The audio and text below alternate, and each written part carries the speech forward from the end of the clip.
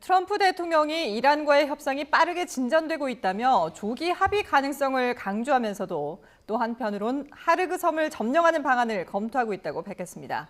외교적 출구 모색이 이어지는 가운데 군사적 긴장감 역시 고조되면서 이란 전쟁의 양상은 한층 복잡해지고 있습니다.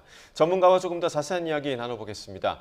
엄효식 한국국방안보포럼 방산안보실장, 조비연 세종연구소 연구위원과 함께하겠습니다. 어서 오십시오. 두 분 안녕하십니까? 안녕하세요. 네. 자, 트럼프 대통령이 전용기 기내에서 열린 약식 회견에서 이란과의 조기 합의 가능성을 언급을 했는데요. 트럼프 대통령의 목소리를 직접 듣고 오겠습니다. We are negotiating with them directly and indirectly.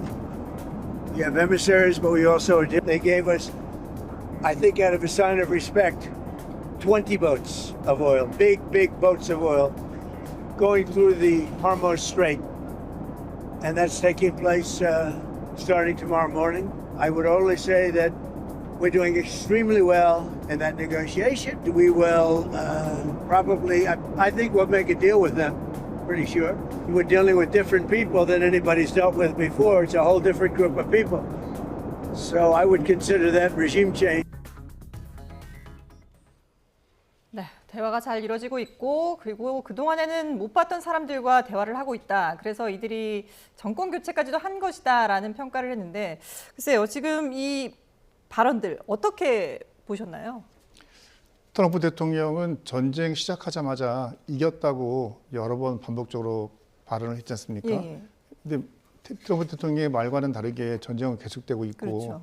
협상도 잘 되고 있다라고 이야기했는데 협상도 특별히 나아진 거 없이 계속하고 있고 그래서 대통령의 발언이 진짜 뭔가 달라져가지고 달라진다고 하는 것인지 아니면 전쟁에 대한 비난 여론을 좀 누르기 위해서 일부러 저런 말을 하는 것인지 알 수는 없는데 네.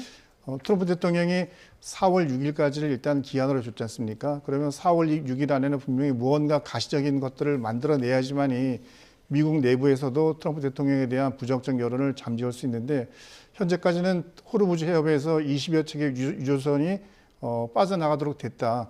근데 저러한 협상이 미국이 직접 협상에 참여해가지고 저런 결과를 얻어낸 것인지도 사실 확실치가 않거든요. 네.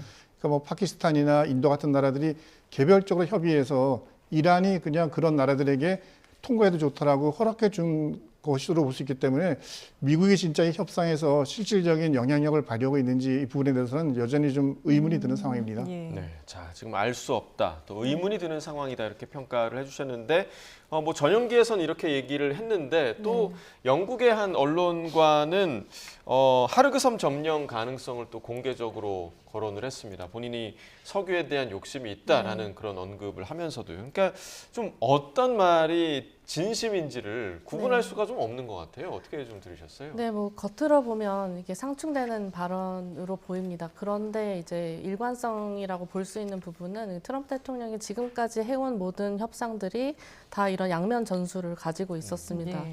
러우 전쟁 아직 끝나지 않았지만 예. 그 종전안을 얘기할 때도 사실 뭐 이미 다 됐다, 거의 다 왔다 했지만 사실 그 우크라이나하고 러시아의 그 영토를 둘러싼 그 레드라인은 접점을 못 찾았거든요. 마찬가지로 베네수엘라 작전을 할 때도 이 정권이랑 대화를 하고 있다 하면서도 또 남부사령부의 전력을 다 배치를 하고 또 모든 또 군사적 옵션까지도 올려 있다라고 하면서 결국에는 또 군사적으로 들어가지 않았습니까? 그런 방면에서는 지금 트럼프 대통령의 전형적인 그 전술, 협상 전술로 봐야 되지 않을까 생각합니다. 예. 그러니까 지금 트럼프 대통령이 직간접적으로 이란과 얘기를 하고 있다고 하는데 이란은 네. 대화를 한 적이 없다고 하고 있고 그리고 많은 전문가들도 직접적인 대화는 불가능할 것이다. 이란 네. 측에서 이제 부담스러워하기 때문에. 근데 트럼프 대통령은 직접 또 상대를 하고 있다라고 네. 얘기를 했거든요. 그러니까 이제 말씀하신 것처럼 이게 이란 내부를 좀 뒤흔들기 위한 네. 교란을 주기 위한 그런 전략이 아니냐라는 분석들도 있는데 거기에 동의를 하시는 거군요. 네, 저도 그렇습니다. 그 뒤흔들기 그리고 그 지금 사실 이란의 그 어떠한 대상이 그 협상의 대상인지도 아직 확실하지 않은 예. 상황이지 네. 않습니까? 그런데 지금 그 트럼프 대통령이 뭐 우크라이나나 러시아 그리고 뭐 베네수엘라 자기가 우위에 있다라는 그 관계에서는 항상 그 협상에 대해서 일방적으로 잘 되고 있다라고 얘기를 하거든요. 이 이유는 이 그 협상 대상을 압박하는 전술입니다. 이게 예. 잘 되고 있다라고 하면서 시간적으로 압박을 하는 것이죠. 그래서 전술로 봐야 된다라고 보여집니다. 예. 자, 어제도 사실 속보가 있었는데 갈리바프 의장이 상당히 강경한 발언을 내놨거든요. 오히려 협상의 대상으로 지목이 됐었기 때문에 그 부분을 좀 불식시키기 위해서 이란 국가 내에서 더 강력한 발언을 하는 게 아닌가 이런 생각도 드는데 그 부분은 좀 어떻게 좀 보십니까? 실제로 갈리바프 의장이 그 미국의 직접적인 협상의 상대자라면 저렇게밖에 말할 수 없을 것 같습니다. 왜냐하면 이란 최고 수뇌부들이 지금 여러 가지로 뭐 참수 약전을 당한다든지 어려운 상황인데 그 국회의장이 미국과 뭔가 협상을 하고 있다고 하면 당장 이란 혁명 수비대가 강경한 입장을 고수하고 있는데 그들로부터 배척당하거나 여러 가지 좀 불리한 역할에 놓이지 않겠습니까? 그러니까 갈리바프 의장 입장에서는 싸우고 있다라는 그 이미지를 계속 줘야지만이 어차피 본인이 차기의 어떤 그 정권의 지도자로 나서더라도 지속적으로 본인의 권한과 영향력을 유지할 수 있기 때문에 저런 발언을 할 수밖에 없는 것이고 미국 입장에서 자꾸 협상이 되고 있다라고 이야기하는 것은 어쩌면 협상이 안 됐을 때 그러니까 지상전과 같은 새로운 그 상황으로 나가기 위한 그 명분을 쌓는 것이라고 볼 수가 있겠습니다. 왜냐하면 최대한 협상을 위해서 우리가 노력을 했는데도 불구하고 이란이 응하지 않았기 때문에 그랬는데도 안 됐다. 네, 우리는 이렇게 할 수밖에 없다. 명분 쌓기라고 볼 수도 있겠습니다. 예. 명분 쌓기라고 하면은 지상전 투입도 얼마든지 가능한 시나리오가 될 수 있을 것 같은데요. 실제로 지금 이제 미국 그 병력이 3,500명이 중동에 이미 이제 집결해 있고 그리고 해병대 공수사단까지 뭐 한 약 7,000명이 이란 근처로 접근을 할 수 있는 상황이고요. 그리고 지상군은 또 10,000명은 뭐 추가 파병도 할 수 있다라는 얘기도 나오고 있거든요. 실제로 지상 작전이 이루어진다면은 이게 전면전으로 하기에는 부담스럽기 때문에 뭔가 기습 작전으로 할 수도 있다 이런 전망도 나오더라고요. 어떻게 예상을 하시나요? 네, 이란이라는 나라가 워낙 땅이 넓고 예. 또 이란의 지형이 사막뿐만이 아니라 이렇게 고산지대로 많죠. 이루어져 예. 있기 때문에 전면적으로 들어가서 2003년 이라크처럼 미군이 이라크를 완전 점령하는 그런 식의 전쟁은 굉장히 어려울 것으로 보입니다. 지금 상황에서는 이란이 이미 군사적으로는 그냥 미국과 이스라엘 공격에 굉장히 그 모든 것이 망가진 상태거든요. 그러니까 네. 군사력으로는 더 싸울 수 없는 상황이기 때문에 지금 남아있는 것은 정치적인 목적, 그러니까 이란의 지도부들이 미국이나 이런 쪽의 입장을 순응하고 협력하는 그런 체제로의 변환인데 이제 그걸 얻기 위해서 마지막 이란이 정말 고통스러운 선택을 하도록 강요를 해야 되는데 그 강요의 방법이 기존에 했던 것처럼 공군 전투기나 폭격기를 동원한 폭격은 더 이상 더 나아질 것으로 예상되지 예. 않기 때문에 지상군이 갈 수밖에 없는데요. 아마 뭐 예상하기에는 그냥 특정 지역, 그러니까 이란이 가장 소중하게 여기는 곳, 그러니까 지금 하르그선 같은 경우는 예. 이란 석유 생산의 핵심이지 않습니까? 네.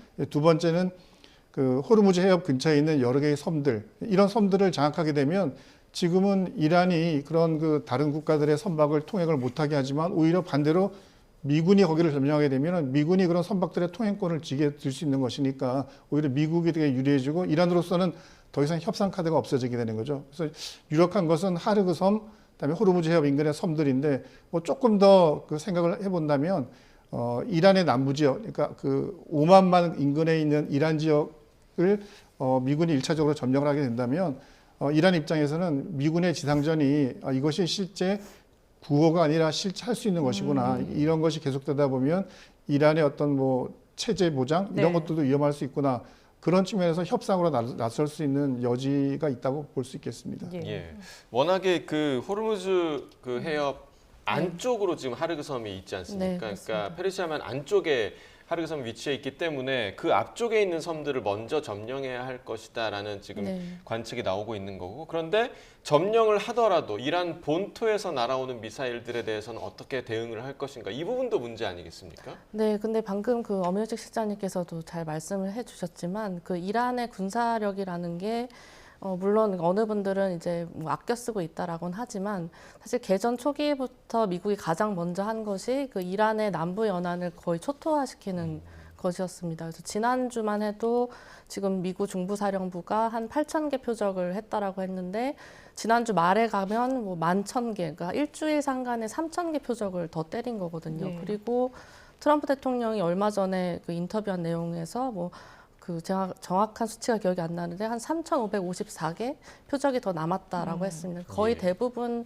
다 초토화됐다라고 보면은 이 하르그 섬은 말씀하신 대로 그 페르시아만의 안쪽에 그 지도에 예, 나오는 지금 것처럼 7개 섬이 나오고 네, 있는데요. 하르그 섬 더 안쪽에 있죠. 근데 그게 아니고 요 7개 섬 같은 경우 여기 오른쪽에도 섬이 몇 개 있는데 네. 그 7개를 합치면 사실 이게 다 남부 그 밑에 있는 겁니다. 그러니까 미국이 지금 제공권을 장악했다라고 주장하는 그 지역의 앞에 섬이기 때문에 이 부분들은 제한적으로 특수 작전을 할 수 있다라고 판단을 한 것이 아닌가라고 저는 생각을 합니다. 왜냐하면 지금 뭐 그 여기 지역의 사우디아라비아나 뭐 아랍에미레이트나 그 개전 초기에는 굉장히 제한적으로 이제 자기들의 확전을 우려해가지고 미국한테 기지를 제공하지 않는다 뭐 이런 예. 얘기를 했지만 최근에 그게 바뀌고 있습니다. 이 뜻은 아마도 여기에 정세가 이들이 파악하기에도 미국한테 군사적으로 좀 유리하게 가고 있다라고 판단하지 않았을까. 그렇게 보면 이 7개 섬에 대한 제한적인 작전 가능성은 있다라고 보여집니다. 예. 자, 그런데 여기에 이제 대응하는 이란의 반발도 만만치 않습니다. 미군이 지상군으로 도착을 하면 불태울 것이다라고 얘기를 하고 있고, 그리고 뭐 미군 지상군 투입 시 상호 먹잇감이 될 것이다 이런 표현까지 이제 하면서 극렬하게 반대를 하고 있거든요.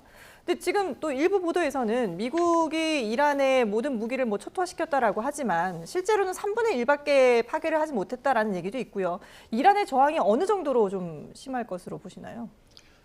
이란 입장에서도 뭔가 히든 카드가 분명히 있을 것으로 예. 예상이 되는데요. 아까 지도에 나와 있던 네. 몇 개의 섬을 미 그 해병이나 또는 뭐 공수사단이 빠르게 뭐 기습해서 점령하거나 확보하는 것은 그것은 가능하다고 보여지는데, 예. 근데 이제 그게 기습해서 확보만 하면 되는 게 아니라 지속적으로 유지가 돼야 되는데요. 저렇게 섬 지역에 미군 병력들이 뭐 1,000명에서 수천 명이 그 섬에 있다고 하면 그것도 그냥 이란군에게 좋은 표적밖에 될 수가 없거든요. 그래서 저렇게 도서를 뭐 하르그 섬이나 또는 다른 섬들을 점령한다라고 하면 예. 그 섬만 점령하면 되는 것이 아니라 하르그 섬 같은 경우는 이란 쪽 해안과 약 한 20km 정도의 거리에 있다고 하니까 20km의 거리에서 충분히 미사일도 쏘고 예. 또는 샤이드 같은 드론도 쏠 수 있거든요. 그럼 결국 섬만 점령하면 되는 것이 아니라 이란 쪽 해안까지도 점령을 해야지만이 섬에 있는 미군 그 병력들의 안전을 도모할 수 있고, 조금 더 그 미군이 고심을 한다면 그 해안지대는 평지지만 해안 바로 뒤쪽부터는 높은 고산지대로 되어 있습니다. 예.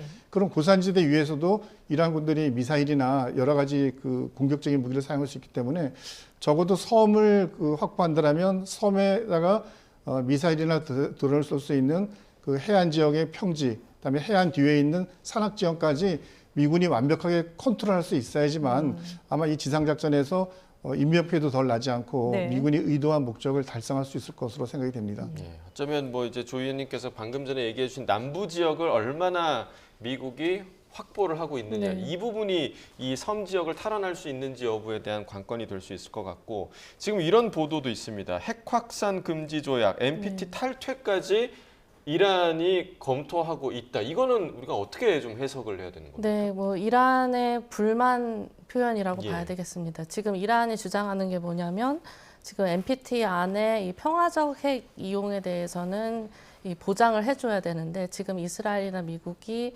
자기 이란의 그 핵시설을 다 타격을 하고 있고 이것에 대한 뭐 표적까지 정보도 좀 제공해준다라는 것에 대한 불만 표현인데요.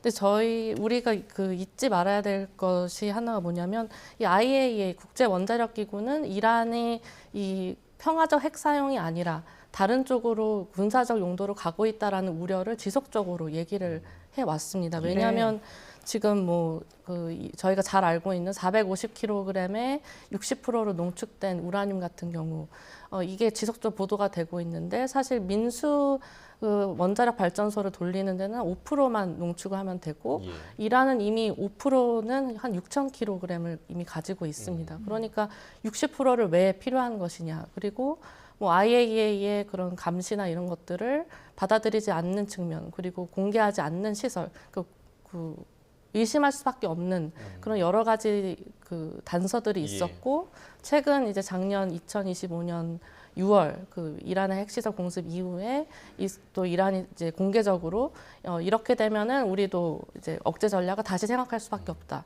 그러니까 핵무장을 가능하다는 식으로 또 발언도 많이 해왔기 때문에 네. 네, 그 이 이란의 일방적인 주장으로 봐야 될 것 같습니다. 자, 그런가 하면은 지금 이란 최고 지도자실의 입장을 대변하는 걸로 알려진 보수 매체가 전직 국회의원의 기고문을 통해서 이런 내용을 밝혔습니다. 종전을 위해서 이제 9가지 협상 조건을 네. 제시했다고 하는데 이 면면을 봤을 때 미국 쪽에서 과연 받아들일 수 있는 정도의 수준인지 네. 어떻게 평가를 하셨나요? 네, 그 아마 지금 화면에 조금 나오고 있는 네, 것 지금 같은데요. 왼쪽에 나오고 있죠. 네, 그 가장 뭐 이 9개 면면을 보면 딱 트럼프 대통령이 받지 않을 것들만 사실 나열된 것입니다. 예. 좀 몇 가지 좀 강조하면 이 호르무즈 해협에 대한 이런 그 보장, 그 뭐 징수하겠다. 이것은 당연히 지금 트럼프 대통령이 지금 의도적으로 얼마 전에 연설에서도 호르무즈 해협 얘기하기 전에 트럼프 해협이라고 네네. 얘기한 것처럼 지금 이란이 이 호르무즈 해협을 막고서 통행료를 부과하겠다는 것은 아예 뭐 생각조차 안 한다라는 걸 보여줬고요. 네. 그리고 또 하나 짚을 것이 국제법상입니다. 이 유엔의 그 해양법에 따르면은 뭐 38조, 44조 이런 것들이 많이 언급되는데 이 항행을 이렇게 그 국제 해협에서 이 항행을 한 국가가 막을 수는 없습니다. 네. 다만 이제 이란의 주장은 자신들이 이 해양법에 대해서 뭐 서명은 했지만 비준은 안 했다라는 게 자신들의 입장이지만 그래도 어쨌든 국제법을 준수하지 않는 측면은 있기 때문에 지금 루비오 장관도 이 호르무즈 해협에 대한 이란의 이런 조치는 합법적이지 않다, 일리걸하다라고 지금 계속 얘기를 하고 있습니다. 예. 이걸 당연히 받아들이지 않을 것이고 뭐 몇 가지만 더 얘기한다면 이 뭐 그 미군의 철수, 지금 미군이 오히려 보내지고 있는 상황에서 네. 당연히 철수할 가능성도 없어 보이고 뭐 전쟁 피해 배상 이것도 전쟁이 끝나지 않았고 사실 패전국이 이제 배상을 내는 하는 그거를 거니까요. 예. 지금 미국이 받아들일 가능성은 더더욱 낮아 보입니다. 예, 자 지금 조금 전에 말씀해주셨던 그 호르무즈 해협 통행료와 관련한 미국 마코 루비오 국무장관의 목소리를 듣고 계속해서 이어나가도록 하겠습니다. One of the immediate challenges we're going to face is an Iran that may decide that they want to set up a tolling system in the Straits of Hormuz. Not only is this illegal, it's unacceptable, it's dangerous to the world, and it's important that the world have a plan to confront it. 자, 미국에서는 절대 안 된다라는 입장이고요. 지금 뭐 계속해서 이제 파키스탄이 중재하는 상황 속에서 협상이 이루어질 거다 이런 전망이 나오고 있는데 앞서서 일단은 그 주변국들의 외무장관이 초청이 돼서 외무장관들의 4자 회담이 이루어지긴 했습니다. 근데 지금 여기에는 정작 당사자들은 빠진 회담이거든요. 이 회담에서 어떤 성과가 나올 수 있을지 좀 어떻게 좀 예상하십니까? 원래 지난주에 그 파키스탄이 중심이 돼서 그러니까 간접적인 대화, 그러니까 예. 3자로서의 대화를 양쪽을 하고 있다라는 이야기가 많이 나왔었고 예. 지난 주말에는 뭔가 기존과는 다른 결과가 나올 걸로 대부분 기대를 했는데 이제 주말이 바뀌면서 나왔던 얘기는 다시 그 사자의 대화를 통해서 뭔가를 노력해 보겠다라고 한 걸 보면 아마 지난 주말간에는 특별히 진전된 상황은 없는 것으로 보여집니다. 예. 그리고 지금 이제 뭐 유조선 20여 척이 그 호르무즈 해협을 통과하도록 이란이 허용했다는 문제도 그것도 이란의 의지로 그것이 진행된 것인지 아니면 미국과 이제 협상의 결과로 된 건지도 알 수가 없고 예. 그러니까 현재는 뭐 회담이나 이런 것들이 어느 정도 됐는지에 대해서 긍정적으로 전망할 수 있는 어떤 요인도 없는 상태거든요. 다만 이제 파키스탄이 중심이 돼서 또는 이 걸프만 연원해 있는 4개의 국가들이 모여서 무언가 이야기를 나눴기 때문에 어차피 지금 시간적으로는 4월 6일이 트럼프 대통령이 제안한 기간이었고 그 안에는 무엇인가 분명히 변화가 있어야지만 이 상태가 나아질 수 있거든요. 네네.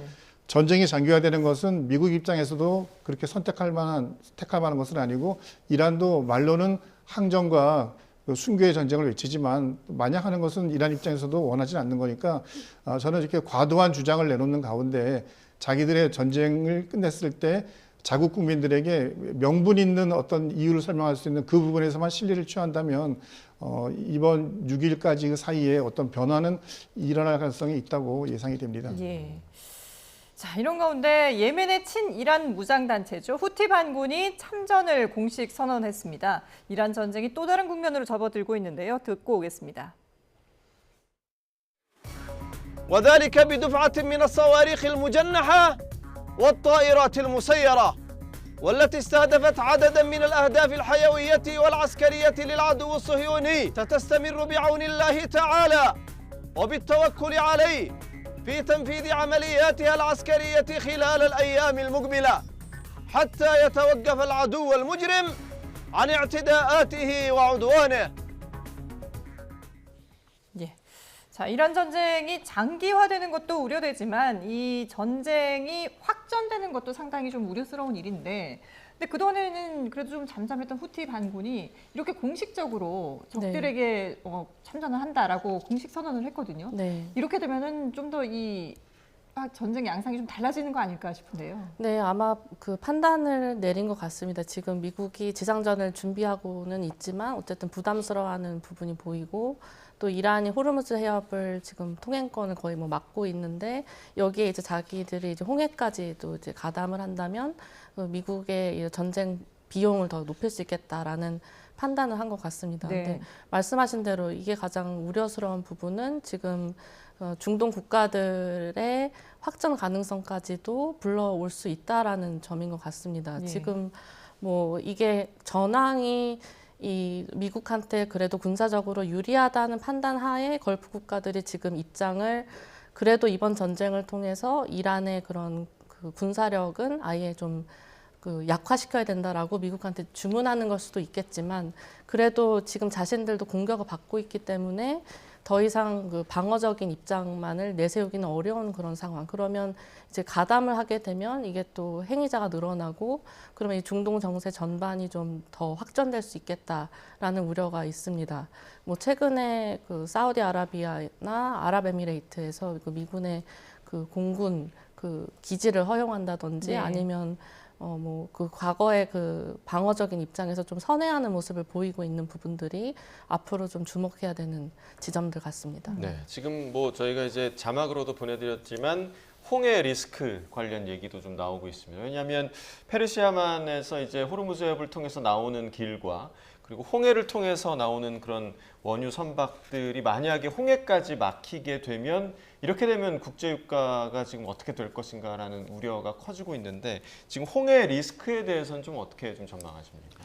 만약 홍해가 후티 반군에 의해서 봉쇄가 된다면 유조선들이 아프리카까지 돌아서 멀리 돌아서 가야 되지 않습니까? 예. 그럼 당연히 그러면 운송에 시간이 많이 걸릴 것이고 비용도 높아질 것이고 그런 유가 인상에 영향을 미치게 되면 결국 글로벌 경제에도 안 좋은 영향을 주니까 홍해를 봉쇄하는 그런 일은 발생하면 안 되겠죠. 근데 이제 후티 반군 같은 경우도 작년에 한번 경험을 했거든요. 그 홍해를 봉쇄하려고 했다가 미군의 엄청난 공격을 받아서 거의 전투력이 뭐 와야 될 지경까지의 고통을 받고 피해를 받기 때문에 쉽사리 나서지 못할 것 같고 지금도 후티 반군을 가장 밀어주는 이란이 5주 동안 굉장히 공격을 많이 받고 있으면서도 후티 반군이 그동안 입을 닫고 있었던 이유는 네. 이 전쟁에 본인들이 참전했을 때 얼마나 또 피해를 볼지에 대한 부담감도 분명히 있어 보이거든요. 네. 그래서 지금은 그냥 자기들 나름으로는 후티 반군을 도와주고 있는 이란에 대해서 어떤 그 뭐 말로서의 어떤 그 참전의 의미는 있어 보이는데 실제 후티 반군이 이스라엘이나 또는 인접국 특히 사우디 같은 경우는 후티 반군하고 굉장히 사이가 안 좋거든요. 2010년대 초반에 후티 반군들이 사우디에 있는 유전 시설에 대한 공격을 많이 해서 사우디에서 모든 군대를 동원해 가지고 후티 반군에 대한 공격을 할 수 있기 때문에 후티 반군도 쉽사리 뭐 이스라엘을 공격하거나 또는 사우디를 공격하거나 또는 뭐 이란과 함께 호르무즈 해협을 봉쇄 또는 그 홍해를 봉쇄하고 이런 것들은 그렇게 쉬운 선택 수단은 아니라고 보여집니다. 예. 이스라엘에 맞선 저항의 축으로 불리는 후티 반군. 근데 이제 뭐 쉽게 이스라엘을 공격하지 못할 것이다라고 말씀하셨지만 이번 전쟁 들어서 처음으로 이스라엘에 이제 미사일을 쏘기도 하지 않았습니까? 근데 이 이후로 좀 더 이게 격렬하게 이어질 가능성은 낮다고 보시는 거군요. 후티 반군이 미사일을 이스라엘을 향해서 쐈지 않습니까? 예. 그러니까 후티 반군이 있는 곳에서 이스라엘까지의 거리는 2,000km 정도 되거든요. 네. 그럼 2,000km 되는 거리에 쏠 수 있는 무기는 미사일밖에 없는데 후티 반군이 그만한 미사일을 가지고 있느냐 해서 그렇지 않을 것으로 일단 예상이 되고 두 번째는 그 미사일이 날아가게 되면 후티 반군과 가장 사이가 좋지 않은 사우디아라비아의 영공을 지나가야 됩니다. 그러니까 남의 나라 영공으로 미사일을 쏘는 것은 사우디아라비아의 주권을 침해하는 거거든요. 네. 그러면 멀지 않은 시기 내에 사우디아라비아가 후티 반군에 대해서 어떤 군사적인 조치를 할 수 있는 가능성도 분명히 있게 되고 그리고 후티 반군의 공격이 이스라엘에 실제 어떤 피해를 주고 뭐 인적 물질 피해를 줬다라면 지금은 이스라엘이 후티 반군에 대한 공격을 하고 있지 않지만 네. 이스라엘이나 또는 그 미군이 후티 반군 지역에 대해서 공격을 갈 수도 있게 되거든요. 아마 그런 상황을 후티 반군 측에서 그냥 내가 죽음으로 이란과 함께 하겠다는 정도까지 전쟁을 참전하기는 현재 상황에서는 쉽지 않아 보입니다. 예.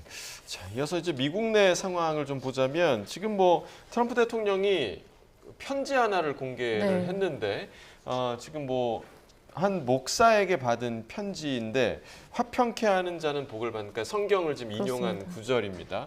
그러니까 이 전쟁이 자꾸 미국에서 기독교라는 종교와 이렇게 연결되는 네. 그런 양상을 좀 보이는 것 같아요. 얼마 전에 피트 헤그세스 장관도 기도문 내용이 좀 공개돼서 또 논란이 됐었는데 왜 이 시점에 트럼프 대통령은 이 편지를 공개했을까? 좀 어떻게 예상하십니까? 네, 그 앞서 그 엄영식 실장님께서 정말 중요한 말씀을 해주셨던 것 같은데 지금 트럼프 대통령이 이 군사작전을 하기 위한 명분 쌓기라고 말씀해 주셨는데 네. 이 동일한 연장선상이라고 생각이 됩니다. 지금 뭐 이렇게 트럼프 지지율이 완전히 뭐 바닥으로 곤두박질 치는 상황은 아니지만 어쨌든 반전 여론이 굉장히 강해지고 있고요.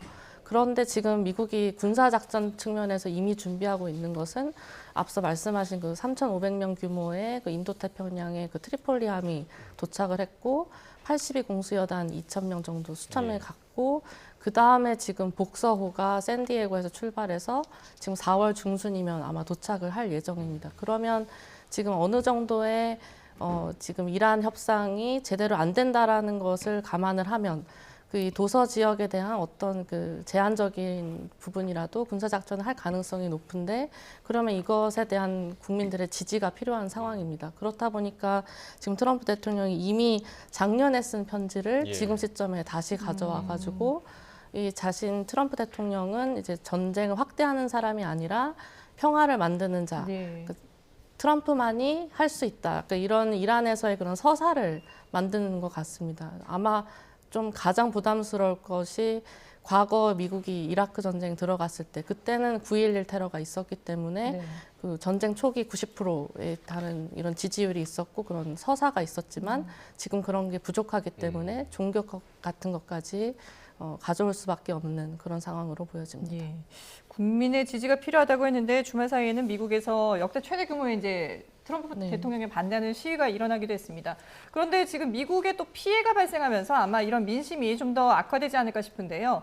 이란이 사우디아라비아에 있는 미군 공군 기지를 타격해서 적지 않은 손실을 입혔습니다. 화면 함께 보시죠. 네, 지금 위성 사진으로 보시는 곳이 미국이 사우디아라비아에서 이용하는 프린스 술탄 공군 기지입니다.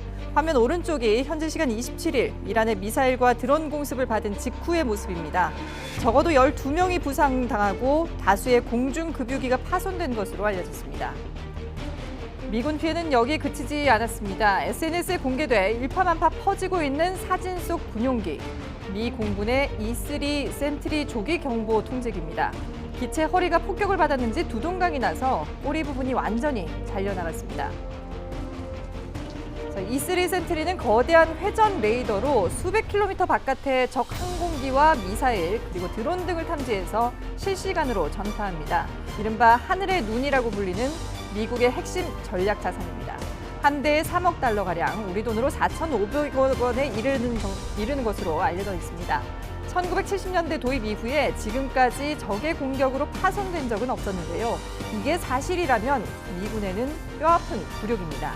미 중앙사령부는 아직 사실 여부를 확인해 주지는 않고 있습니다. 네, 아직 공식 발표는 없습니다만은 이게 지금 미국이 자랑하는 그런 무기, 레이더인데 이게 이렇게 공격을 받았다면 상당한 타격을 입는 거 아니겠습니까? 네, E3 조기근무 통제기는 앞에 말씀하신 것처럼 적의 뭐 항공기나 미사일 이런 것들을 공중에서 탐지, 감시하는 게 1차적인 목표고 네. 두 번째는 공중에서 이런 작전을 지휘할 수 있는 그런 기능을 가지고 있는데 이런 E3 조기경보 통제기가 이란의 공격으로 해서 파괴당했다는 것은 이 전쟁 들어와서 얼마 전에 그 바레인에 있는 사드 레이더가 파괴된 거에 이어서 굉장히 고가의 장비가 파괴된 사례이고 이제 저런 것들은 굉장히 심리적으로 미치는 영향이 크잖아요, 보면. 네. 그러니까 이제 미군 그 중부사령부에서도 저런 피해 상황에 대해서 즉각적으로 공식적으로 확인해 주거나 그러지는 않고 있습니다. 물론 이제 저런 조기경보 통제기가 미군은 워낙 여러 대를 가지고 있기 때문에 저거 한 대가 파괴된다고 해서 다른 작전에 지장을 초래하지는 않겠지만 심리적으로 미치는 영향은 상당히 있을 것 같습니다. 예. 자, 이 과정에서 또 필요한 정보를 러시아가 이란에 넘겨줬다 이런 얘기도 좀 있더라고요. 네, 뭐 이 부분도 마찬가지로 이제 공식적으로 확인된 부분은 예. 없습니다. 근데 다만 뭐 그럴 추정을 가능할 것 같습니다. 왜냐하면 지금 뭐 최근에 그 EU의 그 상임 의장이 뭐라고 했냐면은 그 정상회의, EU의 정상회의 상임 의장이 지금 이란 전쟁의 그 유리한 승리자가 러시아라고 했습니다. 지금 전쟁의 장기화가는 국면에서 지금 러시아 입장에서는 그 러우 전쟁에서 이 미국하고 국제사회의 시선을 돌리고 방금 전에 보여준 그런 전략자산이 파괴되는 그 미국이 어느 정도의 그런 소모를 할 수 있게끔 하는 측면이 있고 거기에다가 지금 뭐 유가 급등으로 그 러시아도 산유국이기 때문에 유가 급등으로 인한 뭐 수익도 있다라는 측면이 있어서 예. 충분히 뭐 가능하다라고 보여집니다. 예. 예. 자, 이런 가운데 지금 미국 백악관에서 공식 소셜미디어에 목적을 알 수 없는 의문의 영상을 잇따라 올려서 추측이 나오고 있습니다. 저희가 며칠 전에도 이 백악관에서 론칭을 하는 거냐라는 그런 멘트가 나오는 영상을 올렸다, 삭제했다라는 말씀도 드렸었는데 이게 백악관이 알고 보니 공식 앱 출시를 앞두고 공개한 티저 영상의 일부였다고 합니다. 그런데 이 동영상이 재생을 하면 또 다른 동영상도 있는데 재생을 하면은 알 수 없는 소리가 나오고 거꾸로 틀면은 내일 흥미로운 발표가 있을 예정이다라는 문장이 재생되기도 해서 많은 이제 그 누리꾼들의 논란이 일고 있는데요. 글쎄요, 이게 이제 뭐 어떤 앱인지는 정확하게 공개가 돼봐야 알겠습니다만은 이 시점에서 이런 좀 논란이 될 만한 영상들을 자꾸 소셜 미디어에 올리는 공식적으로 올리는 이유가 있을까요? 트럼프 대통령이 늘 승리했다는 발언을 하고 있고 예. 아마 대통령의 머릿속에서는 특정한 날짜에 미국 국민들에게 우리는 이겼다라는 걸 이야기를 하고 싶어 할 것 같고요. 그 이야기하는 그날의 어떤 여러 가지 세레모니나 이벤트의 하나로서 홈페이지를 뭐 새로 만든다거나 예. 영상을 만든다거나 하는 것들을 할 것 같습니다. 지금 이제 앞으로 한 달 정도 기간을 두고 좀 주요한 행사를 보게 되면 5월 15일 날 미중 정상회담이 있고 예. 6월 달에는 북중미 월드컵이 있고 굉장히 중요한 일들이 많이 있지 않습니까? 네. 그러면 그러한 큰 행사가 가기 이전에 이 전쟁을 마무리해야 될 것이고 전쟁이 마무리됐을 때 이것을 국민들에게 가장 설득력 있도록 그러니까 트럼프 대통령이 수행한 전쟁이 정말 올바랐었고 미국의 국익에 기여했다라는 그런 이미지를 주기 위해서는 다양한 그런 뭐 그 홈페이지부터 뭐 어플리케이션 앱까지, 이런 예. 것들을 준비하고 있는데요. 아마 저런 것들을 의도적으로 이렇게 흘려서 결국은 미국민들에게 우리가 지금 승리를 위한 길로 가까이 다가가고 있다라는 그런 인식을 심어주려고 하는 것 같습니다. 예. 자, 마지막으로 짧게 북한 이야기 좀 해보도록 하겠습니다. 북한이 이제 최근에 특수부대원들의 훈련 모습을 공개를 했는데 특히 여자 특전사들의 훈련을 강조해서 관심을 끌고 있습니다. 함께 보시겠습니다. 자, 어제였습니다. 북한 조선중앙TV를 통해 공개된 북한 특수부대 훈련장인데 김정은 위원장이 이 훈련 모습을 참관을 했습니다. 북한 매체는 특수부대원들의 격파와 제압훈련 시범 모습을 10여 분간 방영했는데요. 마치 차력쇼를 방불케 하는 비현실적 훈련 방식이 눈길을 끌었습니다. 조선중앙TV는 또 여성대원들의 훈련 모습을 방영하면서 김정은 위원장이 기뻐했다고 강조했습니다. 김정은 동지께서는 만만한 자신심에 넘쳐있는 여성 특전대원들의 훈련 모습도 기쁨 속에 보아주시면서 뜻이 고무 격려하셨습니다. 북한이 여군 특전사들의 모습을 공개한 사례는 손에 꼽힐 정도로 드뭅니다. 하지만 이번에는 여성 군인들의 영상이 상당 부분 포함돼서 이례적이다 이런 평가가 나왔는데요. 마지막 사진 촬영 때도 김정은 위원장 주변은 온통 여성 특수부대원들이 채운 모습이었습니다.